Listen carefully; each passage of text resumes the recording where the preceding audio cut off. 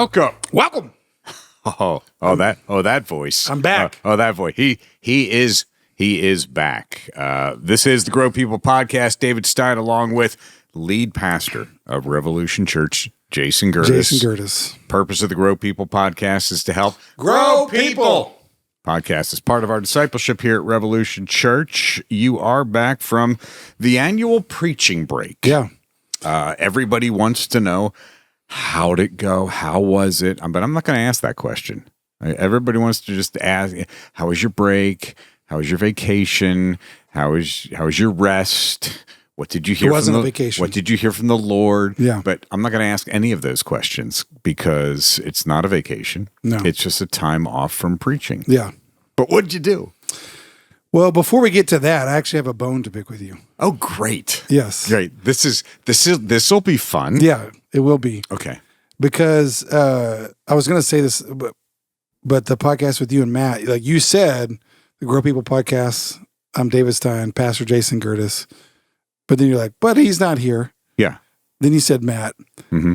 But then you said Matt is the most athletic pastor on staff. Yeah, I stand by that. And second is not even close.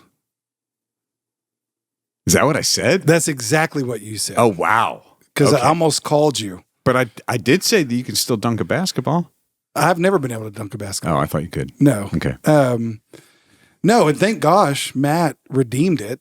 And he was actually just talking in the hall prior to this because I didn't want to get into it with you yet. Okay. I've been waiting for this moment. okay, I've been well, waiting all week. Well, here we go. Because the fact that you were so emphatic I was, yeah. that Matt is the best athlete on staff. Mm-hmm. Now, maybe Matt is in the best shape right now. Mm-hmm. And I'm not saying Matt is not a good athlete. He's a great athlete. But Matt at least like showed me some love and was like, well, Pastor Jason was, He did. You in were. All-State. Yeah. But to say that, I mean, I think it's debatable whether he's the best. But it's definitely untrue that if he is, second's not even close. Like, I mean, my gosh, like listening to you. I mean, How is the rest of the podcast? yeah. I mean, Amy was great. Matt was great. I'm good with them. Mm-hmm. It was just you. Oh, Yeah. well, yeah. Just the, like you came off the top rope with that one, man. I did. Yeah. And then now you, I mean, Chad's in pretty good shape, but I'm talking athletic abilities, like current. It was a current athletic ability thing. Maybe. I mean, again, and I don't want to, I feel like I want to be clear. In order to defend myself, I don't have to defame Matt. Matt is an incredible athlete. Yeah. Well, he plays. He's got calves for days. He plays tennis. He plays basketball. Yeah. Yeah. Yeah. But I guess that's what I'm saying. I just don't know how you're rating it, in your head. Because obviously you played baseball in college. I did. I played. At what level of school? I played college baseball varsity. Was it Division I? Yeah, I played Division I, pitched. Yeah. Yeah. Yeah. But I'm older now. Well, that doesn't matter. No. It was a current athletic prowess. That's not what you said. You said he's the best athlete on staff. But in the Greek. Yeah. Because that's where I was like yelling at my car play, my truck. Best athlete of the pastors, I would say Brian Damerow is a very good athlete. Yeah, and that's what I mean. Like again, I think it is debatable. We could have a good debate. We could bring Matt back on here and Brian and have a good debate about who is number one. I mean, I was captain of the gymnastics team in high school, but that's what I'm saying. But that was 1923. It doesn't matter. Like we can have debate about number one. I'm good with that. Okay. My issue is that you were emphatic that second isn't even close. Because you were talking about like Matt is Messi, like from Argentina, and everybody else is like a rec league soccer player. Football is the way you made it sound. And Matt, I think you made Matt uncomfortable because Matt was well, he's humble. Very humble. Yeah. And he was like, well, hey, you played baseball. Pastor Jason was All-State. So that's what I mean. That's what I'm like. I can't wait to get back on the podcast and correct this heresy. I'm a heretic. That's exactly what I am. Yeah. Yeah. Because I mean, Yeah. again, if we're debating, I'm not saying I'm the best athlete, but if I would say if I was going to, I would say yeah, probably you. Again, if we're judging it by how far you went with your athletic abilities. Although I would say on that, I could have gone Division I as well with football, but I chose not to. So that's where I was like, well, Matt didn't get All-State nothing. Like again, sorry, Matt. I'm not saying in my mind, it was simply a current status of athleticism. Oh, Matt is an incredible athlete. Yeah. You know, again, plays golf, plays tennis a lot, and he even said it like he can still dunk with a volleyball. Heck yeah. Matt might be the best athlete on staff. I mean, I can still get rim Yeah. at 65 almost. So that would mean that second is a lot closer to first as far as athletic ability. Like for you to say second isn't even close. I was like, wow, David. It was an exaggeration. In one fell swoop, David just threw everyone else on staff under the bus. Everyone, apparently. I'm going to have to go back. Where were you when you were listening to In this? my truck driving down the road. Did you have food in your mouth? Did you No, spit I it didn't, out? But I did talk to you. And again, I've been waiting for even in the hallway just a second ago because I know. Well, I don't know, but I assume Matt said that with me there to start up a conversation between the three of us. Was he stirring up strife? No, I don't think he was stirring up strife. I think Matt wanted me to know that he didn't agree with you, like that he didn't agree that. So I purposely walked away to get my bag so that I could drop the bomb on you here and not lessen it in the hallway. You dropped a bomb on me. Yeah. Dun-dun-dun-dun. So other than that, my preaching break was great. Okay, great. Yeah, Terrific. That was. Did you do anything fun? Depends on what you mean by fun. I know you did a lot of yard work. Yeah. Well, it's funny is like I was telling some friends of ours here prior to my preaching break's coming up, and I preached at our mission camp at the middle school, and then I actually preached at another camp. Oh, that's right. That seems so long ago.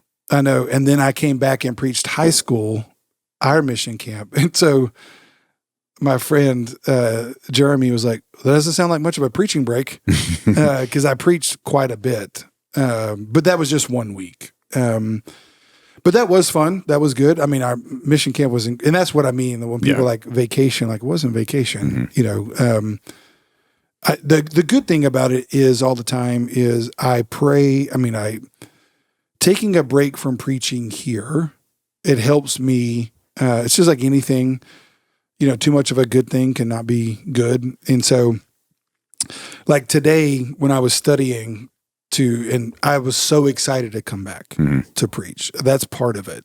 And, but then the other part of it is like, I had some, we have, our outreach partner. So I was also in Chicago with Exponential, our outreach partner, which those are always life-giving because it's a chance to like work on things. So that was cool. Then we had, we didn't like my family didn't go on vacation or anything like that because we didn't want to. Like I wanted to just be at home. And so, yes, I did get time to be at my house and do some stuff around the house, which was great. I didn't get enough done. I was talking to another one of our guys here that will come over a lot and help me do stuff. Athlete? I don't know. Ken might be the best athlete in our church. Oh, because Ken got is the best golf swing. That's for sure. 81. He doesn't say 82. I can't remember. Early 80s, and the sucker can still like run circles around all of us. and he's on our production team. I've heard it both ways. Yeah, he's on our production team and holds the camera. Not the stationary camera, the what do you call it? The moving camera, the rover. Yeah.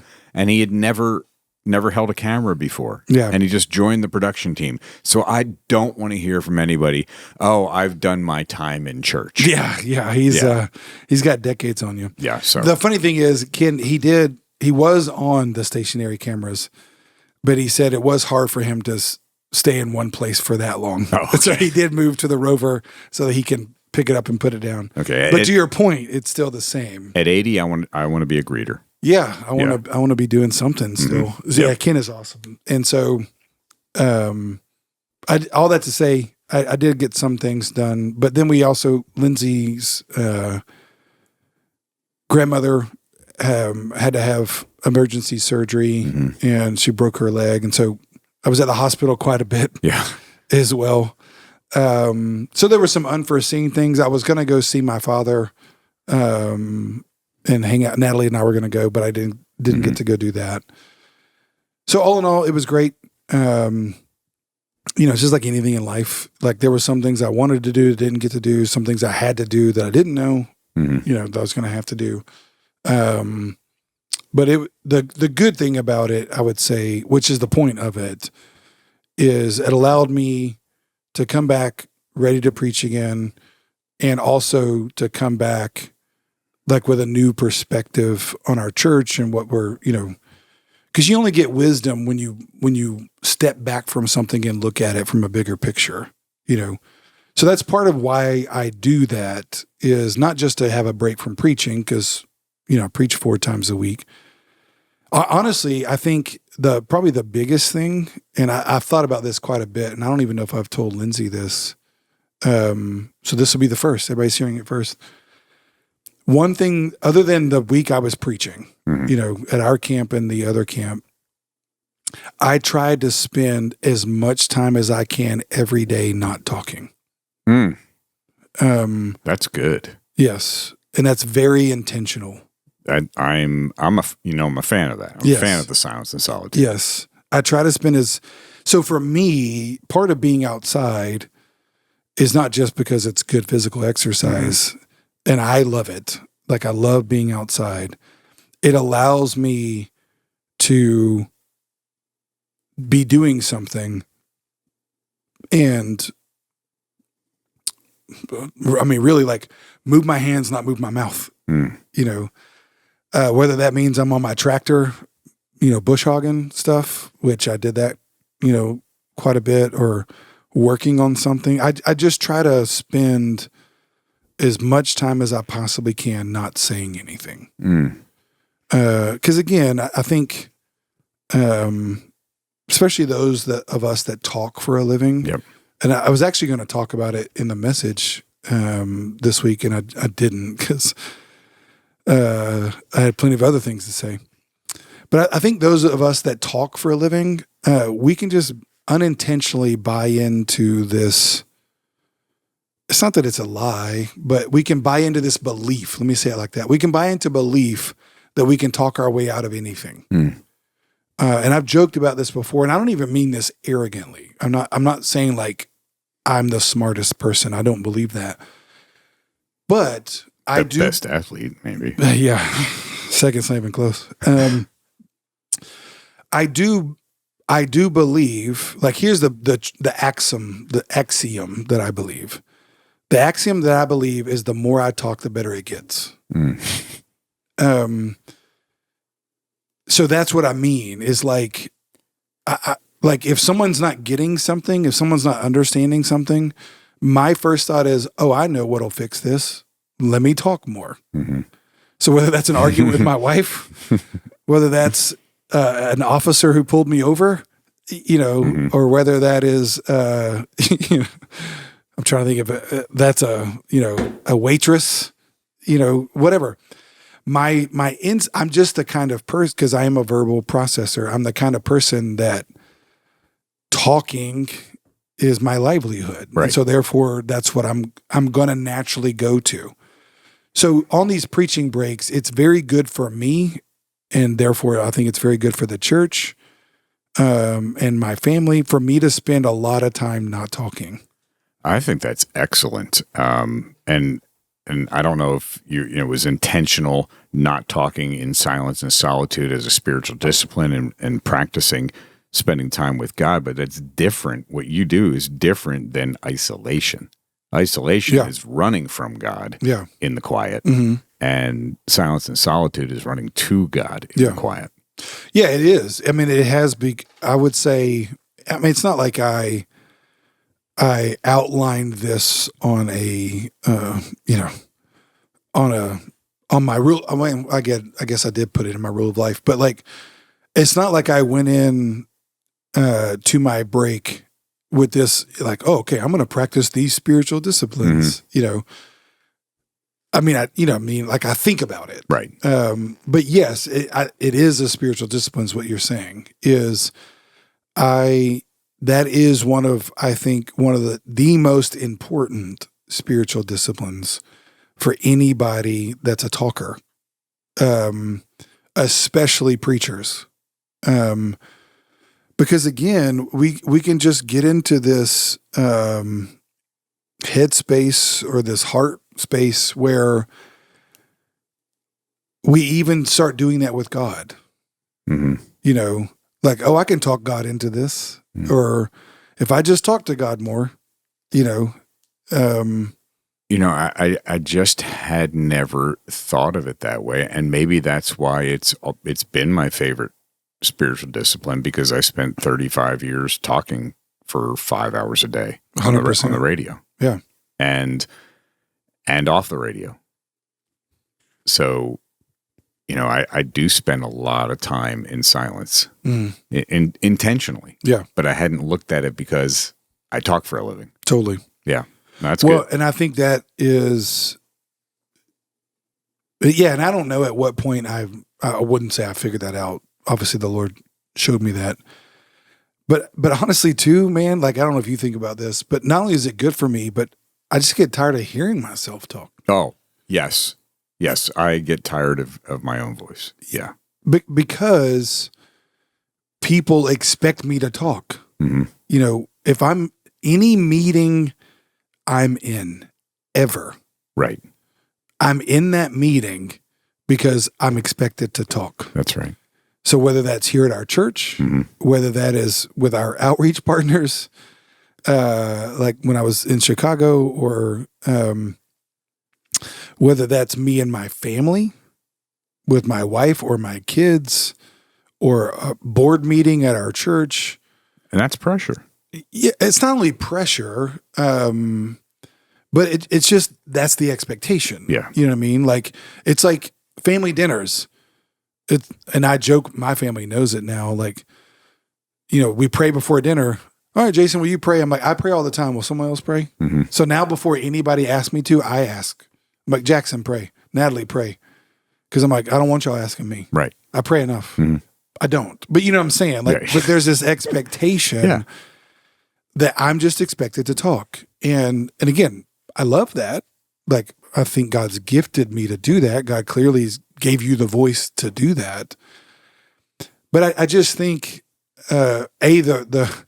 we can start believing everything we say. And so I think that's where it's a good thing. Even me, I mean, let me prove my point. I came back. I've been in a meeting almost all day, every day. All day, every day. This week. Everybody's waiting for you. Yes. To talk. I just got through preaching. Yep. And now we're doing a podcast where I'm talking. Yep. Yeah. So for the next 5 minutes, it'll be just silent. Yes. And you came back just in time for what is known in church world growth season. There are 2 historic growth seasons each year in church world, January and then back to school. And you did share over the weekend that we have some specific asks. Yeah. We always have a specific ask when it comes to August, and that is, hey, we're full.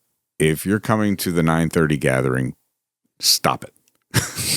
We don't say it quite like that. No. But if you are coming to the 9:30 gathering, we have options for you. Yeah. But this year, we're going to have some real specific asks. Yeah. I mean, the good thing, I know you you said, like there's two growth seasons in church world. And I agree with that. But by God's grace, those continue to happen. Yes. Because not yes. every church experiences growth. That's true. And I know you're not saying that. No. But I'm saying that not to contradict you, but to say to our church, thank God we have this problem. Yes. Like, and it's specifically those that are stewards of our church, that have joined our church. We say it all the time. We don't have membership. We have stewardship because members have rights, stewards have responsibilities. Right.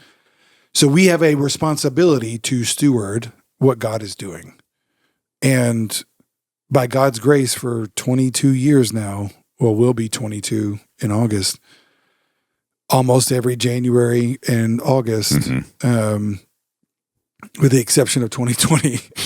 We didn't have a space problem in 2020.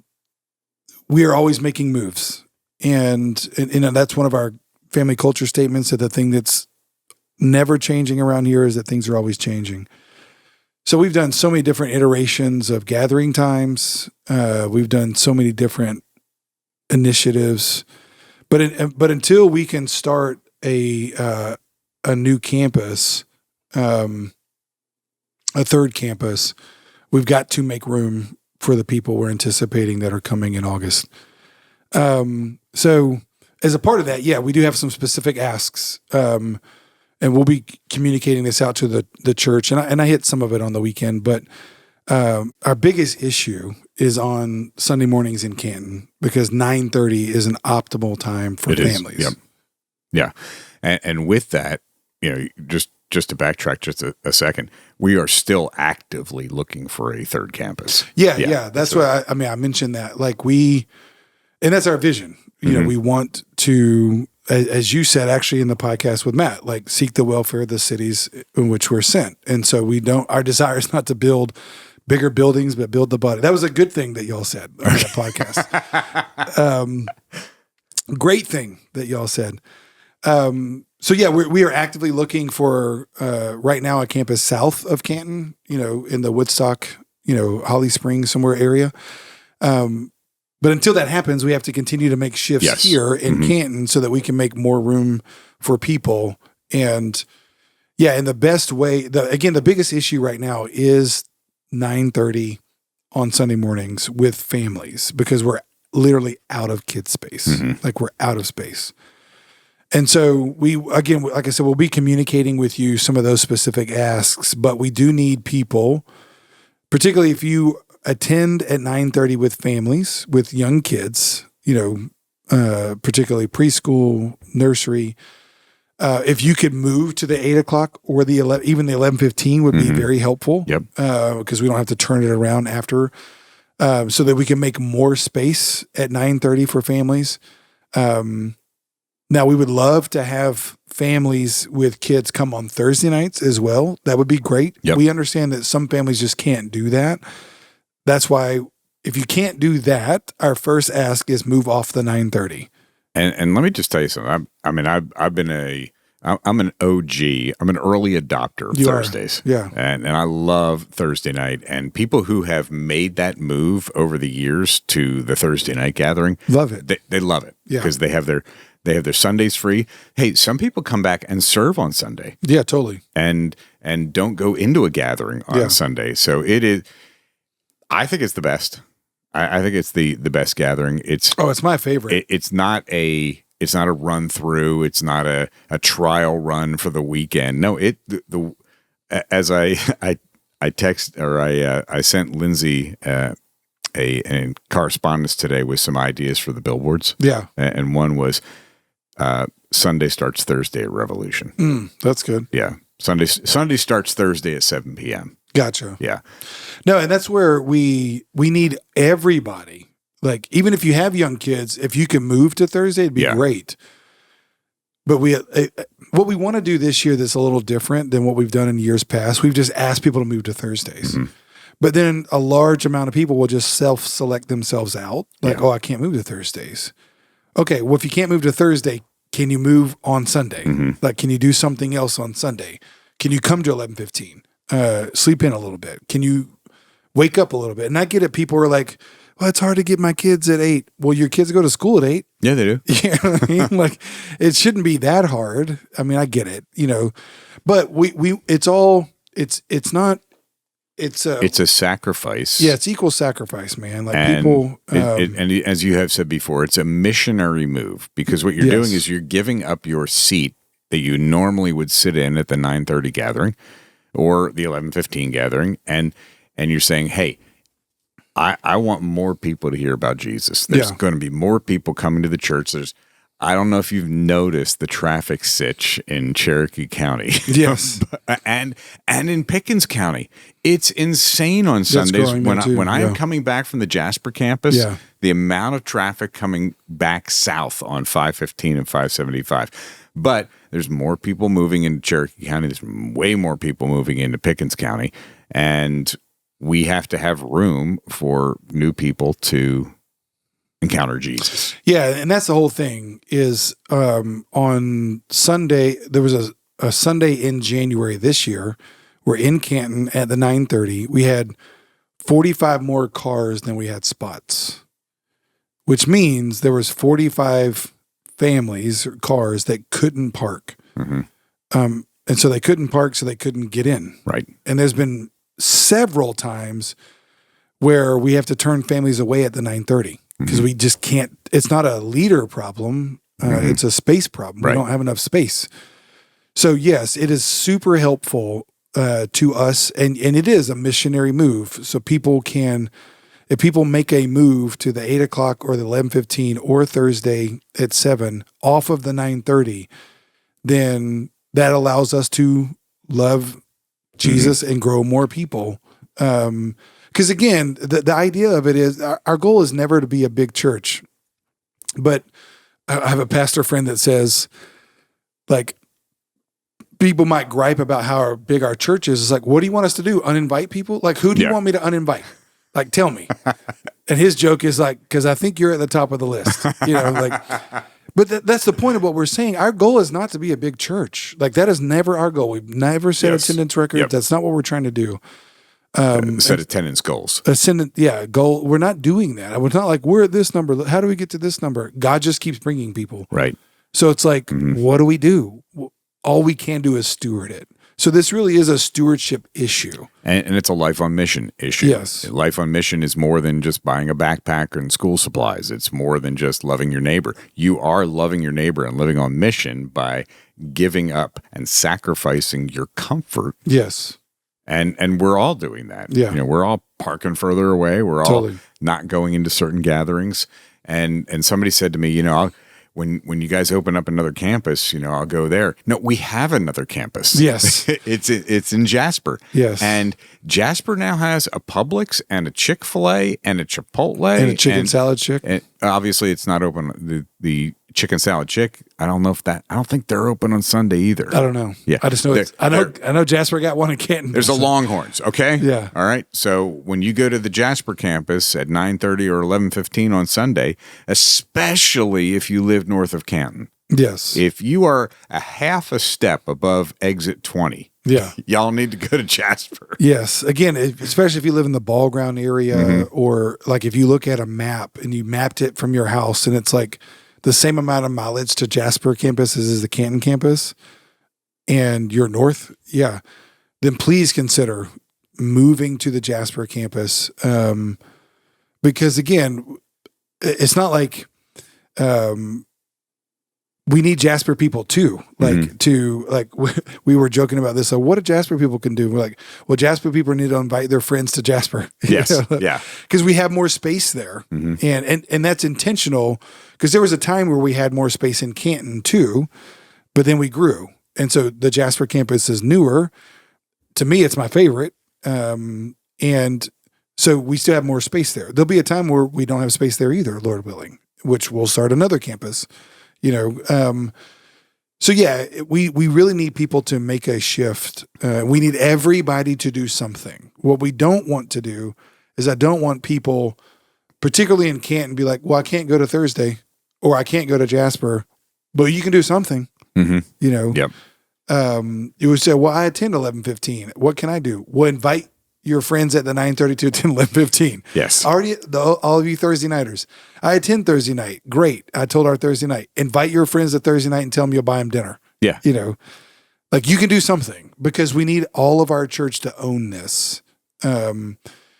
From our staff, from all of our team members, because it is a stewardship issue of what God is doing in our church. Mm-hmm. Yeah. No, that's excellent. It's an exciting time in the life of the church. Yeah. It's exciting to be thinking about a third campus, even a fourth campus, and who knows? There may be two at the same time. We don't know what God is going to do. Yeah, again, we don't have it always makes me laugh when churches had like long range planning committees or a master plan. I don't have a master plan. I just know the master, and as long as he keeps bringing people, we want to keep reaching people and stewarding the people that he's bringing, and we don't want to turn away anybody. So yeah, I have no idea how many campuses we'll have, no idea how many gatherings we'll have. And here's another problem we're creating. We're going to have a lot more prayer at the end of July, and that's going to open up a lot of things. Yes. We're going to be praying for new campuses. We're going to be praying for more people. We're going to be praying for God to move specifically. So we're doing something different this summer. We're doing something again, which is the Voices series. Yeah. But we're actually adding a second fast this year. Yeah, to kind of correspond with what you said, like January and August are big times in the life of the church and just in families' lives. That's partly why, because it's part of the school calendar.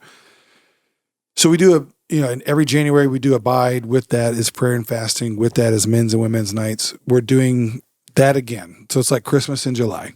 So we're doing Voices series starting into July, 1st of August. And with that, we're doing a 7-day fast and another men's and women's night. Because again, doing it once a year is not enough. And this becomes what our prayer is as a part of our discipleship pathway. This will become like a mid-year check-in for people. I keep using that phrase. Mm-hmm. So we're kind of the opposite. Like August is the start of a new school year. January is the mid-year. So you got 2 semesters. So we're starting in January, and then July is going to be that mid-year check-in. So it becomes a time for people to recalibrate. It's also a time for new people in the life of our church to get connected, but particularly people that came in January that were part of that fast, men's and women's night, and hopefully developed a rule of life, which again, that's on our Abide cohort. You can go online and get that. So into July, in the same way that my preaching break becomes like a midway point for me in the year to kind of step back and not talk and listen. That's good. This is a chance for our church to do this. And I was talking to one of our teachers who teaches in Forsyth County. She was joking with us the other day. I mentioned this in the weekend, that said, why do you got to do it fast on our prep week? Because people bring snacks and stuff now. I'm like, I'm not going to get to eat them. I'm like, well, and I asked her, I was like, well, the first week of school, would you feel better about the fact that if you like had a bunch of cinnamon rolls and Oreos, or you prayed and fasted? Which one of those do you think you're going to feel better about? And she just laughed, and she's like, why you got to say that? So my point is, like, I get it. The last week of school is hard for families because they're running around trying to get all their stuff. The last week before school is harder for teachers, but that doesn't mean we should pray less. That means we should pray more. So we know it's crucial. And I was talking to a single mom in our church this week as well. She's like, I got to go buy school supplies this week. I'm like, yeah, buy them now so that the weekend before school, you can come to women's night. Yes. And you can spend time praying, because the school year is going to be hard enough. That's why you got to spend some time praying and fasting. Yeah. It's the best use of time we can do. I love that we're doing this. Abide and Voices will be, Abide's already a benchmark. An anchor, yeah. In our church. And Voices will be also. I hope it will be. Yeah. Well, I think the amount of people that said that Voices really spoke to them, no pun intended. That is funny. I didn't think about that. Yeah. And just kind of explain Abide and Voices and how they go together. Yeah, the cool thing, again, that was not intentional last year. When when we did voices, like in my mind, but they just both happened to come out of 2 chapters in John, by John 15 and then voices John 10.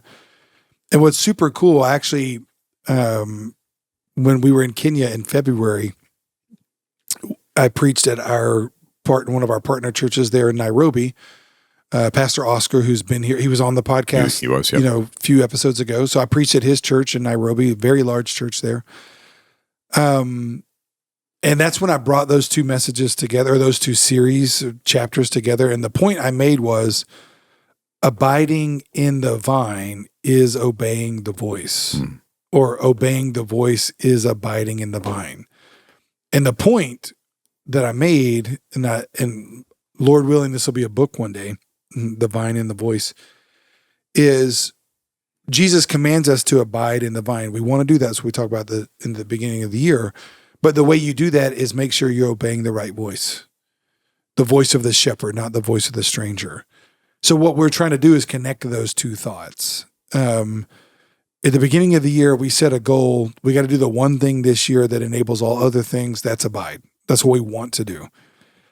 Well, this mid-year check-in, what it does is it allows me to step back and say, okay, am I abiding in the vine by obeying the right voice? What voices am I listening to? Because if I'm listening to the wrong voice, then I'm not abiding. Right. I'm obeying the voice of a stranger. And I was actually talking to one of my coaches, and we were talking about this, like even me, and I'll talk about this in the series too. Like there's voices that are like the point. This is new to you. I hadn't even said it, but this is what a part of what I'll talk about. The stranger's voice needs to become strange to me. Wow. But the stranger's voice is normal to me. That's excellent. It's not strange. Yes. The stranger's voice is my normal voice that I listen to. We all start, in sin. And so my flesh speaks to me. The devil speaks to me. Well, I know that voice. It's not strange to me. It's comfortable to me. Yeah. And when I get saved, when we all get born again, when we're all trust Christ and regenerated, then now there's a new voice. And what's wild is the shepherd's voice is strange to us. Wow. Yeah. But the stranger's voice is not strange. And so that's really the point of this, is if I'm going to abide in the vine, which is Jesus, then his voice has got to become not strange to me. And the voice that I used to listen to has to become strange. Yeah, that's really good.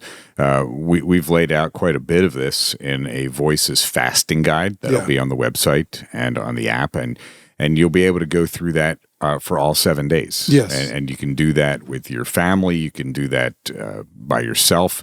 It starts out with "Come to the Vine," and then it goes into "Listen to Him."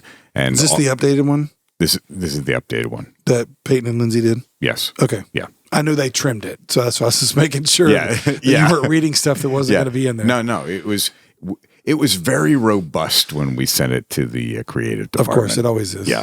Then it gets edited. Yeah, and edited really well. So we're abiding, we're listening, and we're humbling. Yeah. So staying connected to the vine no matter what, tuning into the shepherd's voice, and then decreasing ourselves so he can increase. So that'll be the purpose of the fast. And so if you don't have to sign up for the fast, but we do want you to go online. If you haven't already, sign up for the men's and women's night.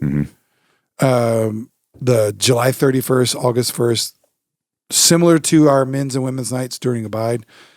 We'll have music, we'll have a message, but we're going to have some prayer time as well. So it's going to be it's something that people, again, I don't want to it's not about another event, but it is time for men to get together, time for women to get together and have some unhurried time, pray, listen, silence and solitude. I want to encourage everybody to do it. And then that week before that, or leading into that, is when we'll start fasting, which I think is on the 27th, that Monday, whenever that starts. Yep. So go online. You can get our fasting guide, register for those nights. Because, this will be our first time. It'll get better.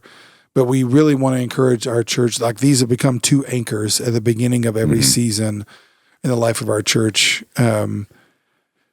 Because, like you said, I mean, nothing great happens apart from prayer. And something I didn't say at our Thursday night, hopefully I'll say it on Sunday, is for the Psalms, that Selah, that's that stanza break that's in there.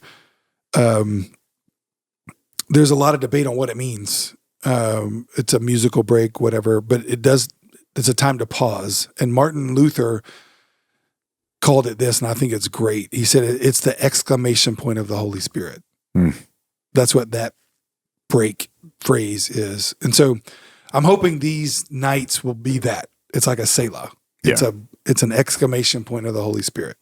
And God does move during Abide. God is going to move during Voices. And this fast, it will be very similar to the 21-day fast, where there'll be a call church-wide for us to fast something food-wise. Yes. And then it has to include food, or it's not a biblical fast. Yes. and definitely media. 100%. Again, that's where, and we used to be, I shouldn't say softer on that, but we just got clarity around that a few years ago. And yes, it's like, you need to fast from, I would encourage people, again, you have to talk to your doctor, I get those health and all that, whatever. But everybody can fast from something with food. Yes. There's no medical condition that I know of that exists where you couldn't fast from some kind of food that you like. Some kind of food, could be just a meal a day. Yes. Yeah. But I want to strongly encourage people, though, since this one's only 7 days, try to fast from food. Try to, if you can, do a water-only fast, a liquid-only fast where you're drinking bone broth those days, whatever. Since it is shorter, really challenge yourself. I mean, for me, I'm going to fast from all food for 7 days. That's good. During Abide, the 21, I don't do that. Lindsay and I typically fast except for one meal at night, and then that is still restricted. And so, but for the 7 days, fast from all food. And then, yes, fast from media. And again, the point is not as much, I'm just fasting from food. It's you're replacing it. Yes. Instead of eating, you're praying. As Jesus said, I have food that you don't know about. Well, that's the word of God. Yeah. So feast on the word of God, get the Abide guide. I mean, not the Abide guide, the fasting guide, and take time to pray, read the word during those times. Yeah. And I would encourage you also to start preparing for the fast. Yes. A couple of weeks before. Yeah. So you're not out gorging Sunday night and then you start a fast the next morning. And Sunday night cannot be Fat Sunday. You feel Fat Tuesday. Feel like garbage. Yes, not Mardi Gras, man. Don't get a king cake with a baby. Yeah. I had a team member come up to me on Thursday night, and this was such a cool story. He says, I have to tell you this of how Abide has been for my life, how God has moved during Abide. Now, he trusted in Jesus. He's an adult. Yeah. He's probably, I don't even want to say how old he is because I would probably over-exaggerate. Yeah. Is he a great athlete? That's a nice callback. Yeah. He's been a believer 4.5 years. Okay. So saved here at Revolution. 3 years ago for Abide, he decided not to give up weed, but to cut back on weed. Yeah. Yeah. And he was smoking a lot of weed. Wow. Like a lot. Yeah. And he was able to do that. And he got some clarity on some things. And then the second Abide, he cut back completely. Wow. And now he is completely drug-free. Wow. Praise God. Yeah. And he said it was the work of the fast and the work of God in that fast that allowed him to finally be free and break the bonds of drug use. Totally. Well, and I think that's the power of it. Mhm. You know, Jesus even said, like, this demon can only come out by prayer and fasting. So there'd be a lot of debate about demons and can we be possessed by them. The fact of the matter is, the principle that Jesus says is not about the demon as much as it is their spiritual power in prayer and fasting. That's the point. So I believe it. Like, spiritual power in prayer and fasting can free people from demonic oppression and addiction. Whether you believe addiction is demonic oppression or not doesn't matter. It's something that was killing him. It's something that's unhealthy. Yes. So I think the reason why I want to challenge people, even this 7 days is to fast from all food, is because you'll be amazed at how quickly you realized how spoiled you are. How, as I can't remember who said it, but one theologian said, the beauty of fasting is it reminds you that your stomach is spoiled. Your stomach is a spoiled brat. You know, it's always calling to you. Your appetites, your flesh is always calling to you. And by denying, Jesus said, take up your cross, deny yourself. You know, deny yourself, take up your cross, follow me. So self-denial is a part of following Christ.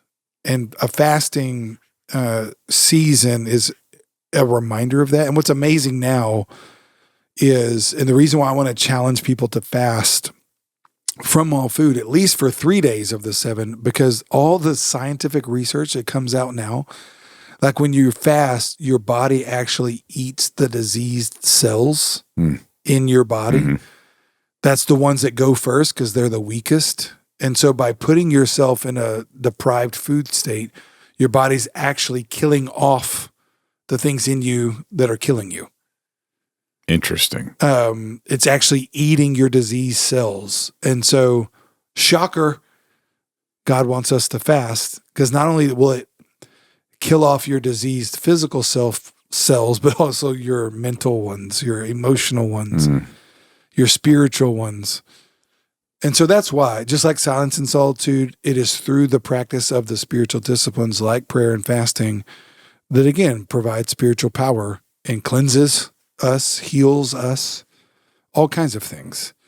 And so you wouldn't believe it until you do it. Yeah. But I mean, how many spiritual breakthroughs like that have happened in people's lives? But I would always say how many spiritual breakthroughs like that have not happened in people's lives because they haven't done it. And you know, the challenge is always, I don't know if I can do that, but you can't. But with Christ, you can. Yes. But get 3-4 days into it and you'll see the breakthroughs. Oh yeah. John C., who's on our staff, it does, on our artist team and our grow band. We were talking about this a couple years ago because we both like the Alone TV show. Have you ever seen that? No. You know the premise of it? No. Where is someone alone? Yeah. Okay. Well, they have like 10 contestants and they pick some remote place on the planet, and these contestants are dropped off there. They're all in the same area, so that might be in Alaska or Patagonia, but they all are separate from each other. Mm-hmm. They can take like 10 supplies with them, and it's whichever one lasts the longest. And so almost always, you know, food, water, shelter, the things they need to live. So people will wind up, they try to get food, but a lot of times they can't, you know, so they're fishing, hunting, whatever it is. So they wind up having to fast. And John C., we're joking, and him and I were joking about it. There's been so many people that, like, they haven't eaten in 3 days. They haven't eaten in 5 days. And then they call the satellite emergency phone and they get out of there. And John was joking. He goes, these people came and fast for 3 days. We do 21, you know? And so his joke was, it's like, and they're supposed to be with survival experts. I'm like, yeah, you can't even fast for 21 days. Like, now I get there's terrain, they're lonely. But my point is, it's like those people, it amazed me. They may know how to procure food, but they can't. But they don't know how to fast. Right.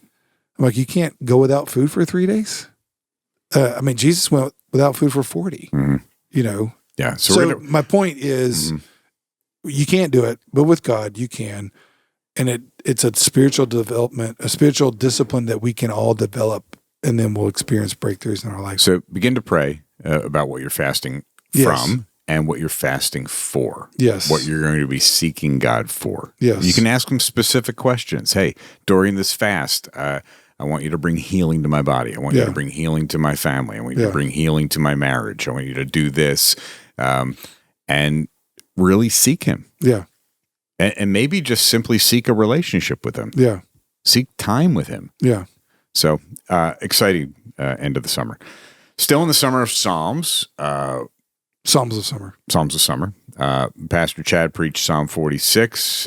Matt preached Psalm 40 and 137. Dave preached Psalm 56. I went with Psalm 103.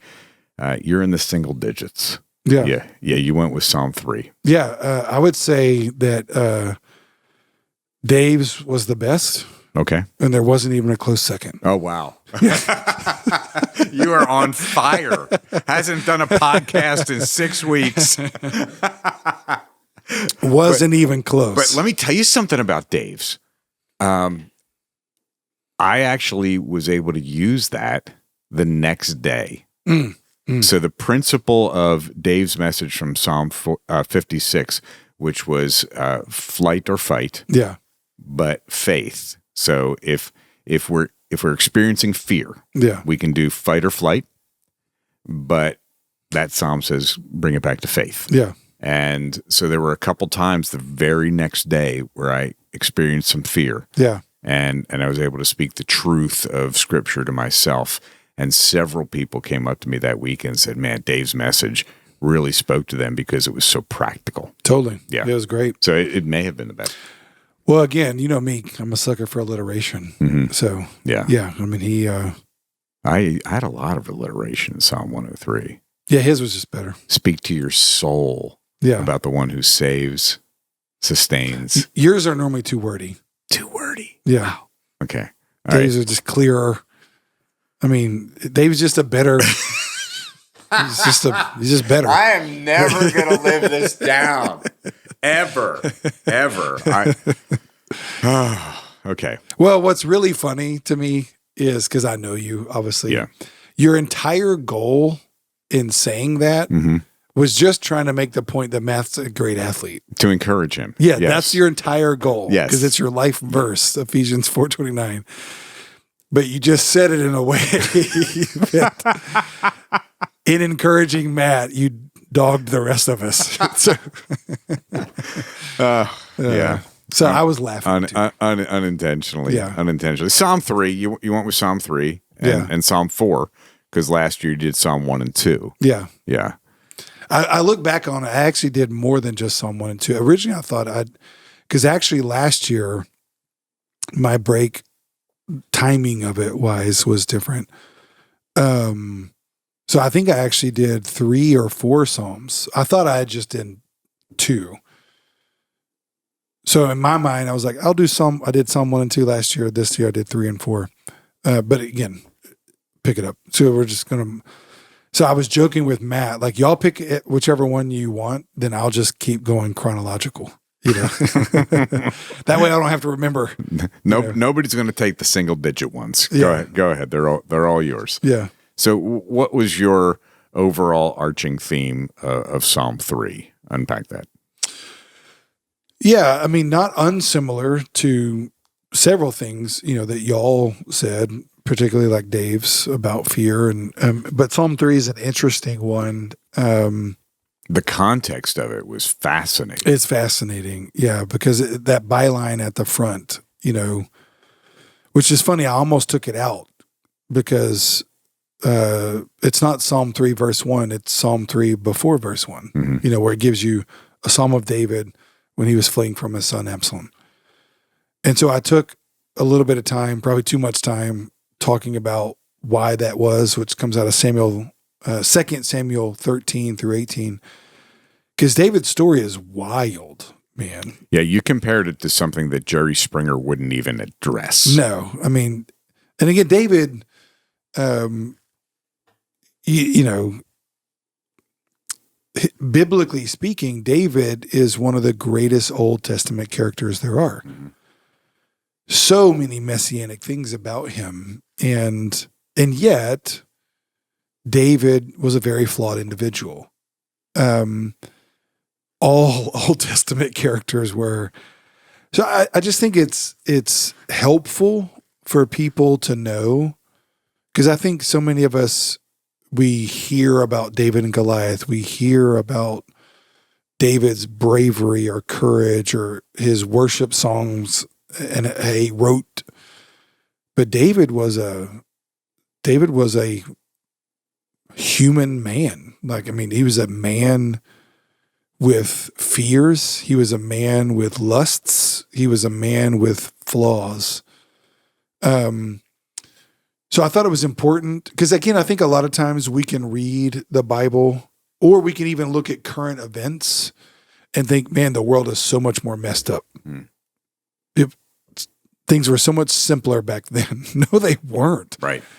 There was no like golden era, you know, and not to be political, but you know, when people like when Trump makes the political statement, "Make America Great Again," I'm not saying anything about that positive or negative. I'm just saying, like, what do you mean by great, though? Mm-hmm. You know what I mean?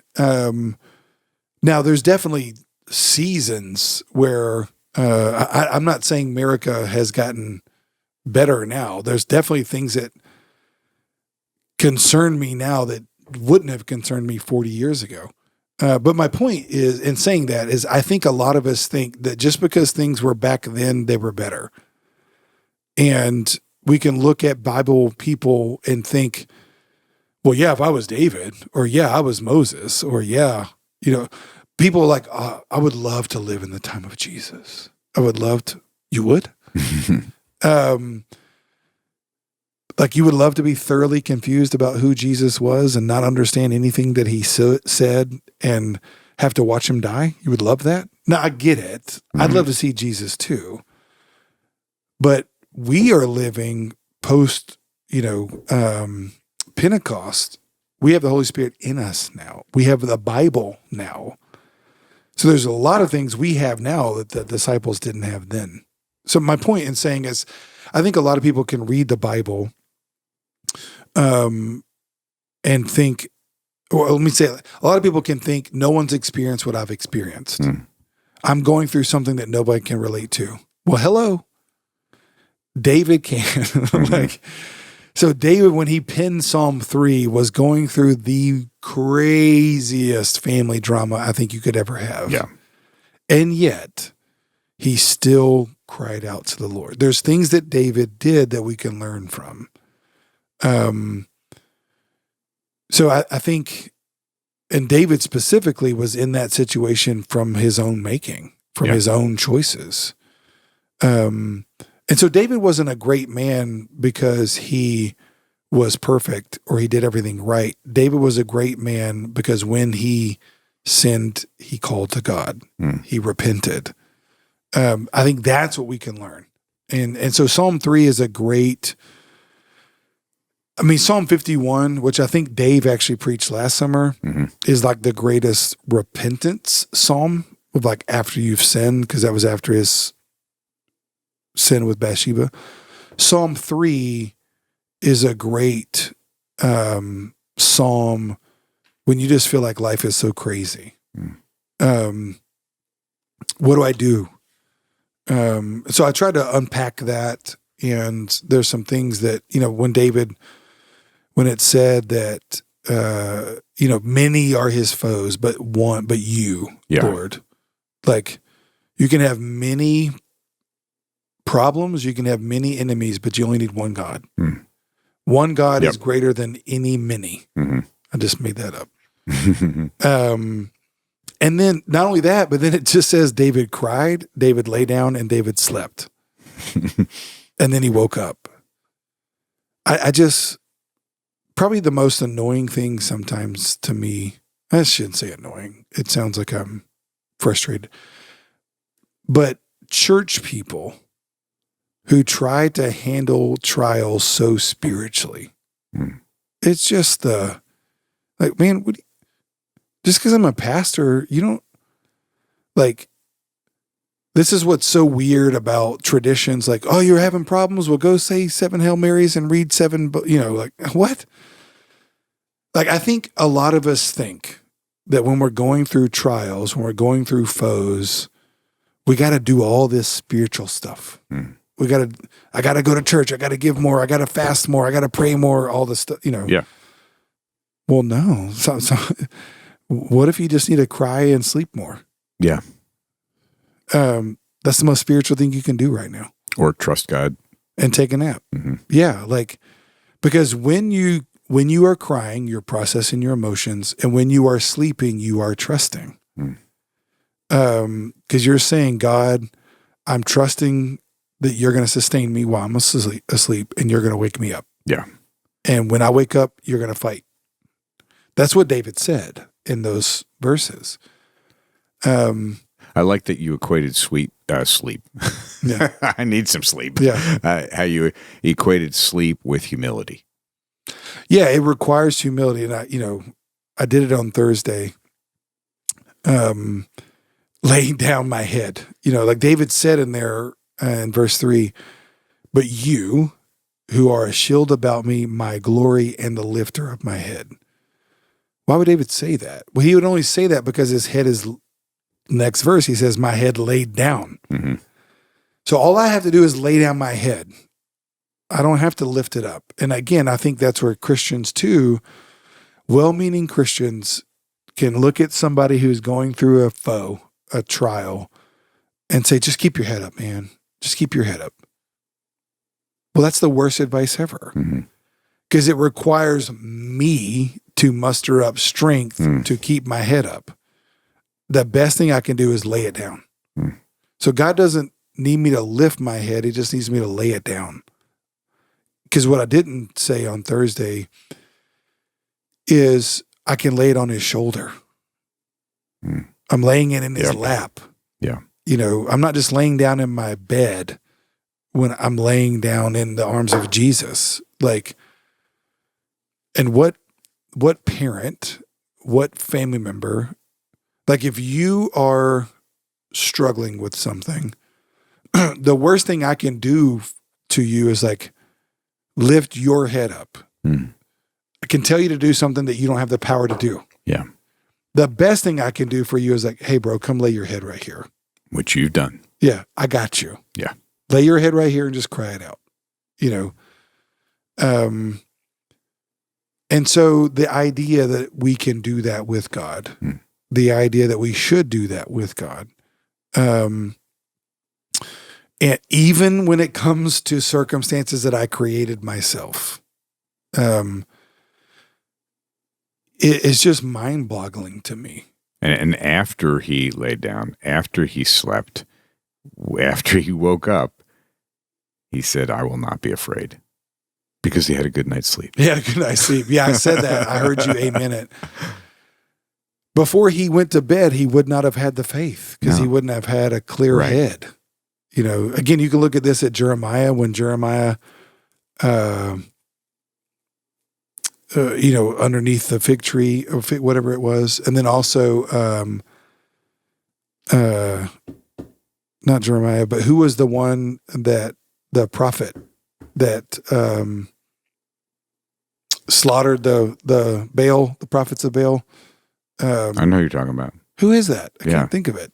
When you said prophet, I was going to go Oz Perlman. Yeah. That guy's everywhere. No, I'm surprised he's on our podcast. The one that, oh gosh, who is it that called down the fire? Yeah, somebody's screaming it out right now. Elijah. Elijah. There you go. Yeah. Thank you, Marcos. Marcos screamed it out. Elijah, like he is calling down fire, and then he gets scared, and then God's like, "You need to come over here and take a nap, man. Like, you gone crazy." Sometimes that's all we need. And so my point in trying to say that is, I think that David shows us how to properly handle emotions. For all of his flaws, he knew to take them to the Lord. Yep. I cried out to the Lord. I laid down and I awoke because the Lord sustained me. Honestly, man, I just think a lot of times Christians, we have so spiritualized things, we are no emotionally good. Like we don't, now again, he prays, he cries in verse 7 and 8, he commands God, arise, save me. And I think God, it's not that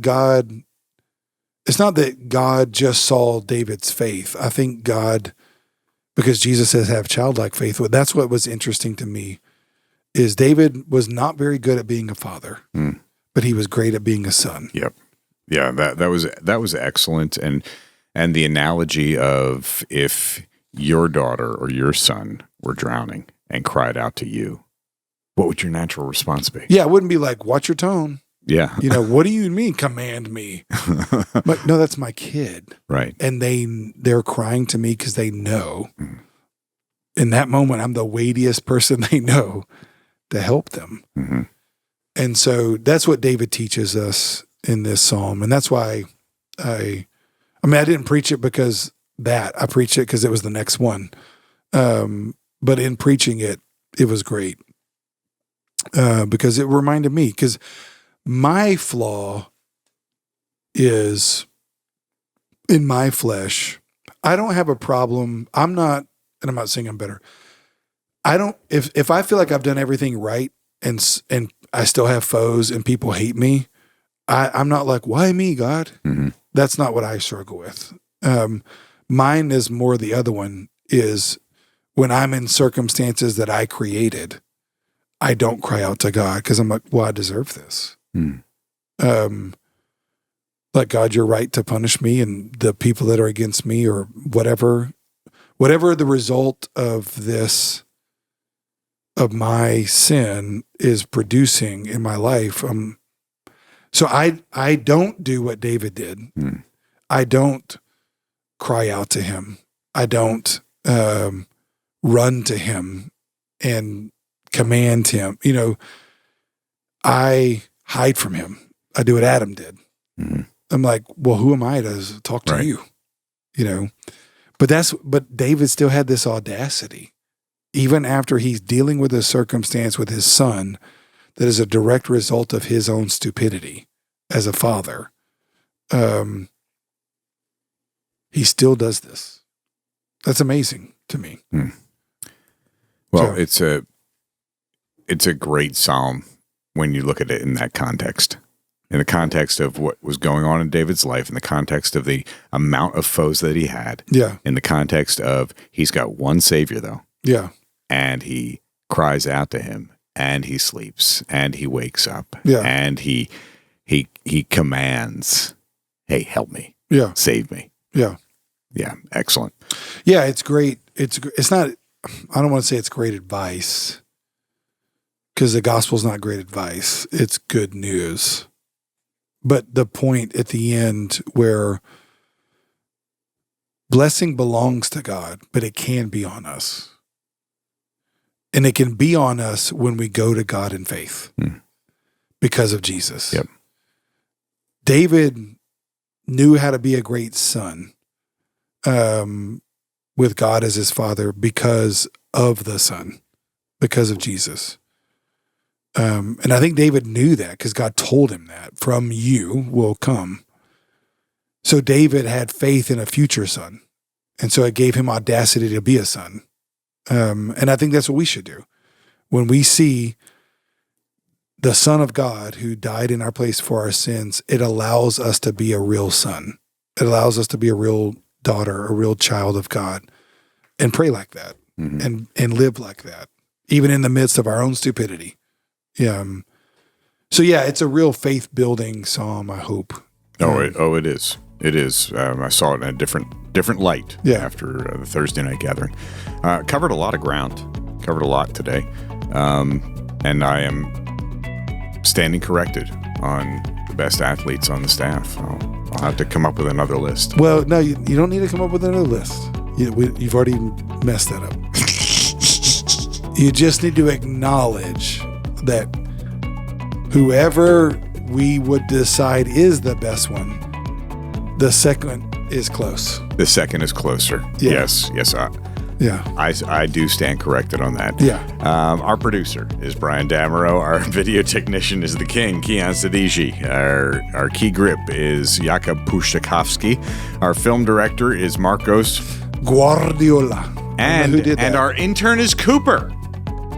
Cooper, do you have a nickname? Shout out Cooper. He does. What's your nickname that the interns and Jesse gave you? They're calling him Babyface because he's the youngest, Okay. the youngest of the interns. Okay. Yeah. All right. I'll stick with Cooper. Our head of doctrine and theology is theologian. Our chief evangelist is salvation. Our backsliding prevention officer is lukewarm. Our director of Swedish witnessing is Bjorn again. Our expert on Russian eschatology is Pitof Hell. Our director of holiness is mortification. Our staff counselor is Les Moody. Our giving coordinator is generosity.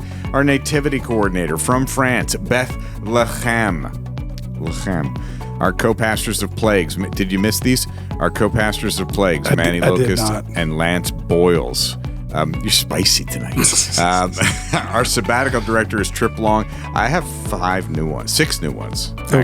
Actually. But I'm only going to do one. I'm way ahead of the game. Our missional expert is Sam Area. Our strategist for the final battle is Armageddon. Our resident prayer warrior is Neil Down. Our executive director of spiritual warfare is Demonic. Director of Old Testament covenants, he has been knighted. His name is Sir Comsize. Our video technician in charge of instant replay is Slow Moses. Our director of New Testament baptism is Phil DeTub. Our wardrobe is provided by Saul of Target. Our staff real estate expert is Simon the Zillow. Our head farmer and dietitian preparing for the end of the month, Daniel Fast. Our chief estimator of Old Testament timelines, Ishmael. Our chief Levitical expert is Raul Follower. Our head of biblical ancestry is genealogy. Our author of the longest book in Christian history is Rick Warren Peace. Our staff... I don't think I've heard that one. No? Yeah, it was a new one. Our staff cowboy poet, he's going to love our series this summer. He has already loved our series this summer. Psalm Elliott. I did hear that Yep. one. Our resident Disney song expert. Have you heard this one? Our resident Disney Sounds song. like they need to be fired. Zebedee Doodah. Zebedee Doodah. And in honor of our nation's 250th birthday, Yeah. Uncle Psalm. Uncle Sam. Uncle Psalm. That one's pretty good. Yeah, Uncle Psalm. Yeah, happy birthday, America. And then there's 1, 2, 3, 4, 5 new ones coming up in the next 5 podcasts. And the best advice from Psalm 3. Have you ever heard? Trust God and take a nap.